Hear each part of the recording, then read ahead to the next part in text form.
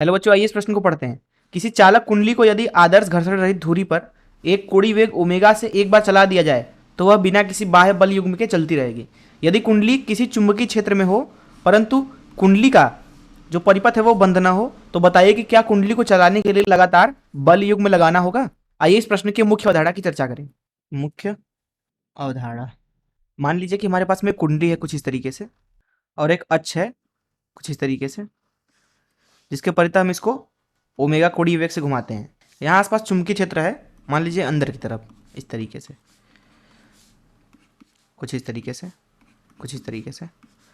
मान लीजिए जो यहाँ पे कुंडली लिया है हमने उसका जो प्रतिरोध है वो R है।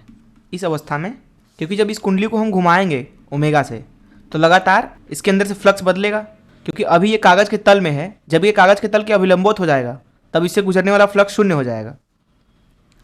अर्थात जो यहाँ पे क्षेत्रफल और चुंबकीय क्षेत्र है उसके बीच का कोण लगातार बदलेगा। तो यहाँ जिस दर से चुंबकीय फ्लक्स बदलेगा उसको डी फाई भागे डी टी बोल दें अगर, तो वही होगा इसमें प्रेरित विभव। साथ ही साथ इसमें प्रेरित धारा जो होगा आई, उसका मान लिखा जाएगा ई भागे प्रतिरोध आर के, और ये ई हमने लिखा फैराडे के द्वितीय नियम से। अब इसमें जब धारा आई प्रवाहित हो रही है, मान लीजिए इस तरीके से धारा प्रवाहित होती है, धारा आई, इस अवस्था में इस कुंडली का एक चुंबकीय आघूर्ण होगा। अगर इधर से उसको देखेंगे, इधर से, तो ये ऐसा दिखेगा कुछ इस तरीके से। इस तरीके से धारा प्रवाहित हो रही होगी।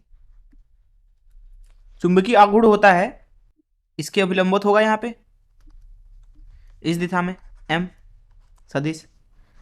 चुंबकीय आघूर्ण का मान होगा m बराबर I गुणे क्षेत्रफल। सदिश रूप में लिखना चाहें तो क्षेत्रफल सदिश।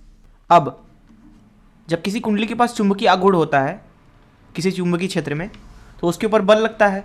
यहाँ पे उसको लिखना चाहें बल आघूर्ण, बल आघूर्ण बराबर m सदिश क्रॉस b सदिश।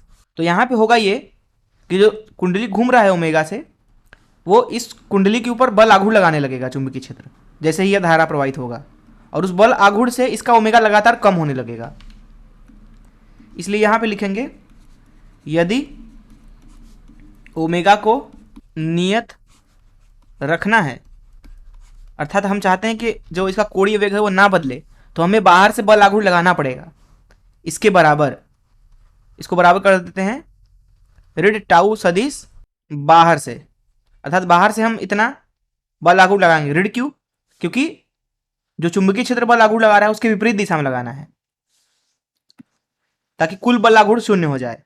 तब क्या करेंगे, अगर ओमेगा नियत रखना है तो बाहर से कुंडली पर बल आघूर्ण लगाना होगा। तो इस मुख्य उदाहरण, चलिए प्रश्न को अब हल करते हैं।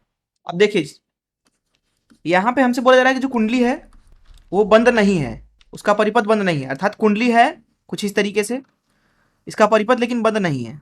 अंदर की तरफ चुंबकीय क्षेत्र है इस तरीके से, इस तरीके से।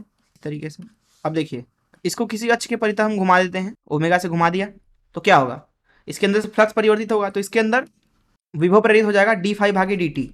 फ्लक्स क्यों प्रेरित होगा? फ्लक्स का मान होता है बी सदिश डॉट ए सदिश। इसको लिख सकते हैं बी का परिमाण ए का परिमाण गुणे कॉस थीटा। थीटा होता है चुंबकीय क्षेत्र और क्षेत्रफल के बीच में कोण। यहाँ पे कुंडली लगातार घूम रहा है तो उसका क्षेत्रफल कभी इधर होगा, कभी इधर होगा, कभी इधर होगा, लेकिन चुंबकीय क्षेत्र तो अंदर ही है, इसलिए चुंबकीय क्षेत्र और क्षेत्रफल के बीच में कोण बदल रहा है जिस तरीके से ये घूम रहा है। इसलिए फ्लक्स बदल रहा है, थीटा बदल रहा, इसलिए फ्लक्स भी बदल रहा, इसलिए विभव प्रेरित हो गया। धारा अगर यहाँ पे लिखेंगे, क्योंकि यहाँ पे परिपथ बंद है ही नहीं इसलिए धारा तो शून्य हो जाएगा, जिसका मतलब है कि इसका चुंबकीय आघूर्ण m भी 0 है, जिसका मतलब है इसके ऊपर जो चुंबकीय क्षेत्र है वो कोई भी बल आघूर्ण नहीं लगा रहा है। इसलिए इसको अगर एक बार ओमेगा से घुमा दिया तो इसका ओमेगा जो है वो नियत रह जाएगा, क्योंकि ओमेगा को बदलने के लिए बल आघूर्ण तो लगाना पड़ेगा, क्योंकि बल आघूर्ण होता ही है डी ओमेगा भागे डी टी के। अगर बल आघूर्ण ही शून्य है तो ओमेगा नियत हो जाएगा। तो यहाँ पे हमने देखा कि जो धारा है वो शून्य है। कारण यह है कि यहाँ पे परिपथ खुला हुआ है तो इलेक्ट्रॉन ना तो उड़ के इधर आएगा, ना तो उड़ के इधर जा सकता है। हालांकि बहुत ज़्यादा उच्च विभव होगा तो जा सकते हैं, लेकिन अभी यहाँ के लिए हम मानेंगे कि नहीं जाएंगे। इसलिए हम बोल सकते हैं कि जो धारा होगा यहाँ पे बंद परिपथ में प्रेरित नहीं होगा। अब यहाँ पे m का मान 0 है तथा इसमें कुंडली के ऊपर जो चुंबकीय आघूर्ण है वो 0 लग रहा है तथा इसका कोणीय वेग ओमेगा जो है वो नियत है। इसका मतलब यह है कि ये लगातार कोणीय वेग ओमेगा से ही घूमता रहेगा घूमता रहेगा घूमता रहेगा जब तक ये खुला हुआ परिपथ है, अर्थात इसके ऊपर कोई भी बाहरी बल आघूर्ण जो है अथवा बल युग्म नहीं चाहिए। बल आघूर्ण बाहरी 0 होगा इसके ऊपर, चाहिए ही नहीं। ओमेगा जब नियत है तो घूमने के लिए वो अपने आप ही घूमेगा ओमेगा से, नियत कोणीय वेग से। और बल आघूर्ण 0 है इसलिए कोई बल युग्म भी नहीं चाहिए। इसलिए इस प्रश्न में पूछा गया था कि क्या उसको चलाने के लिए लगातार बल युग्म चाहिए? बिल्कुल नहीं। मैं आशा करता हूं कि आपको इस प्रश्न का हल जरूर समझ में आया होगा। धन्यवाद।